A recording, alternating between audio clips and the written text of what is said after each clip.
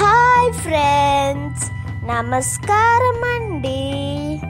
తెలుగు వంటకాలకు స్వాగతం. Welcome to Telugu వంటకాలు.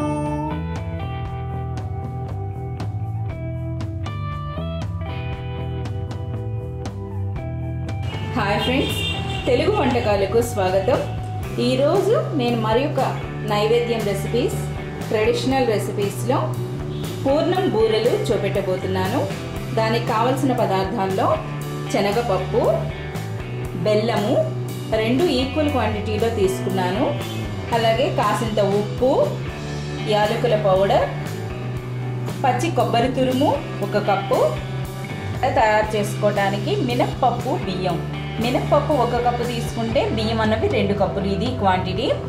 అలాగే ఆయిల్ వేయించడానికి సరిపడా. ఇవి కావలసిన పదార్థాలు. వీటితో ఇప్పుడు ఎంతో రుచికరంగా ఉండే స్పెషల్ వంటకం, ట్రెడిషనల్ వంటకం బూరెలు చేయబోతున్నాను.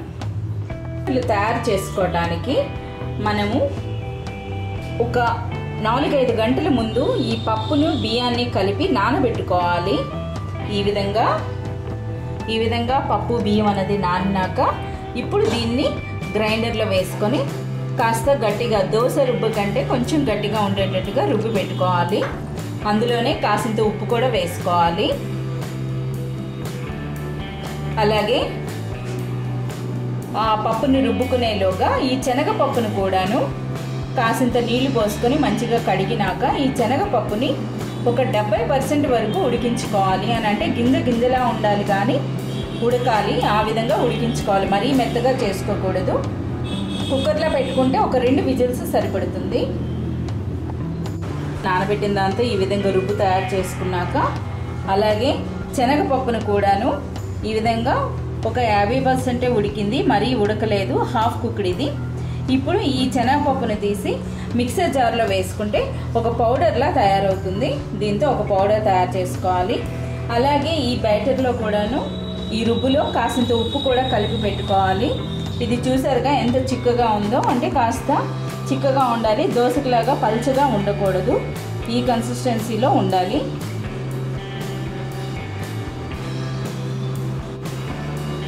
ఈ విధంగా శనగపప్పుని మిక్సీలో వేసుకుంటే మనకి ఈ విధంగా పొడి పొడిగా వస్తుంది.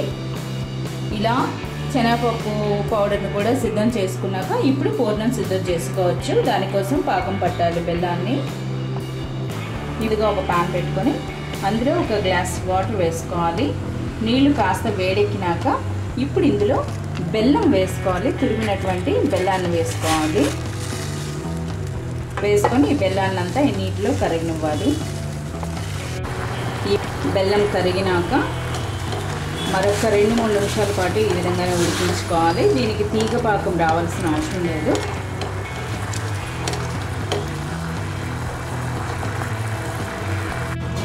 ఈ విధంగా బెల్లం పాకాన్ని ఒక 2 నిమిషాల పాటు ఈ విధంగా ఉడికించినాక ఇప్పుడు మంట కాస్త తగ్గించుకొని ఇందులో నెయ్యి వేసుకోవాలి. కాసింత నెయ్యి, మరియు మనం కొబ్బరి తురుము ఉంది కదా, కొబ్బరి తురుము కూడా వేసుకొని ఒకసారి అంతా బాగా కలపాలి. ఈ విధంగా నెయ్యి, కొబ్బరి కూర కూడా వేసుకొని ఒక 2 నిమిషాల పాటు ఇలా ఉడకనివ్వాలి సన్నని మంట పైన. ఈ విధంగా ఒక 2 నిమిషాల పాటు ఉడికించినాక ఇప్పుడు ఇందులో మనం తయారు చేసినటువంటి ఈ శనగపప్పు పౌడర్ని వేసుకోవాలి. వేసుకుంటా కలుపుకోవాలి. కొంచెం కొంచెంగా వేసుకుంటా ఇలా కలుపుకోవాలి. శనగపప్పు పౌడర్ని కూడా వేసుకున్నాక మంచిగా ఇలా కలుపుకోవాలి. ఇదే విధంగా కలుపుకుంటే ఒక 2 నిమిషాల పాటు ఇలా ఉడికించుకోవాలి మిశ్రమాన్ని.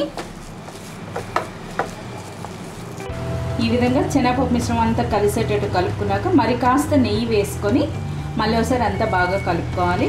కలుపుకొని 1 నిమిషం పాటు ఉడికించుకుంటే ఇంకా స్టవ్ బంద్ చేసి ఈ మిశ్రమాన్ని చల్లారనివ్వచ్చు. అప్పుడు మనకు పూర్ణం సిద్ధమైనట్టే.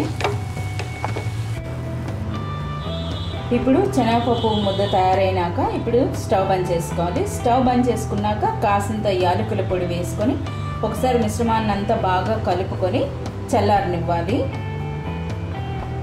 చేసినటువంటి శనగపప్పు మిశ్రమం అన్నది చల్లారినాక ఇప్పుడు కొద్దిగా తీసుకొని ఇలా చిన్న చిన్న ఉండలుగా చేసి పెట్టుకోవాలి. ఇదే మనం బూరెల్లో ఉపయోగించే పూర్ణం.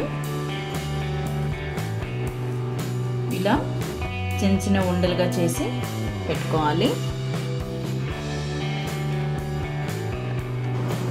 ఈ విధంగా శనగపప్పు బెల్లం మిశ్రమాన్ని అంతా ఈ విధంగా పూర్ణాలుగా చేసుకున్నాక అడ కూడా రెడీ అయింది. ఇప్పుడు ఆయిల్ స్టవ్ పైన పెట్టుకొని దాన్ని వేడెక్కనివ్వాలి. వేడెక్కినాక ఇంకా బూరెలు వేసుకోవచ్చు. ఇప్పుడు బూరెలు వేయించుకోవడానికి ఒక కడాయి పెట్టుకొని అందులో ఆయిల్ వేసి ఆయిల్ని వేడెక్కనివ్వాలి. అలాగే మనం తయారు చేసుకున్నటువంటి అడ అంటారు, ఇందులో దోశ బ్యాటర్ తిక్కుగా ఉండేది. ఇందులో మనం తయారు చేసినటువంటి పూర్ణాలు వేసుకొని వీటిని మొత్తంగా కవర్ చేసుకొని ఈ బ్యాటర్తో కవర్ చేసి ఆయిల్ కాస్త వేడెక్కినాక అందులో వేసుకోవాలి. ఈ విధంగా మనం వేసుకున్న డంప్లింగ్స్ అన్నిటిని ఇలా మొత్తం బ్యాటర్ అంతా కవర్ అయినాక దీన్ని ఇలా తీసి ఆయిల్లో వేసుకోవాలి.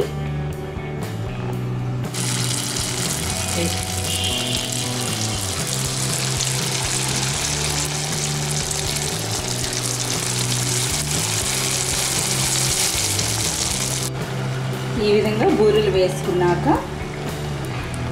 ఫ్లేమ్ ఎప్పుడైనా మధ్యస్థంగానే పెట్టుకోవాలి. హైలో ఉండకూడదు, అలానే మరీ సిమ్లో ఉండకూడదు. సిమ్లో ఉంటే ఆయిల్ లాగేస్తుంది. హైలో ఉండి మనకి పొర తొందరగా మాడిపోతుంది, మంచి కలర్ రాదు. ఈ విధంగా అయినాక చుట్టుపక్కల మంచి గోల్డెన్ బ్రౌన్ కలర్ వచ్చేటంత వరకు వేయించుకోవాలి వీటిని. ఈ విధంగా అన్నీ సమంగా గోల్డెన్ బ్రౌన్ కలర్లోకి వచ్చినాక ఇప్పుడు వీటిని తీసేసుకోవాలి. ఇలా ఉండే పూర్ణం బూరెలు సిద్ధమైనాయి. నా ఈ వంటకం మీ అందరికీ నచ్చిందని ఆశిస్తున్నాను. మీకు నచ్చినట్లయితే మీ సలహాలు సూచనలు పంపగలరు. And please subscribe my channel. Thank you. నమస్తే.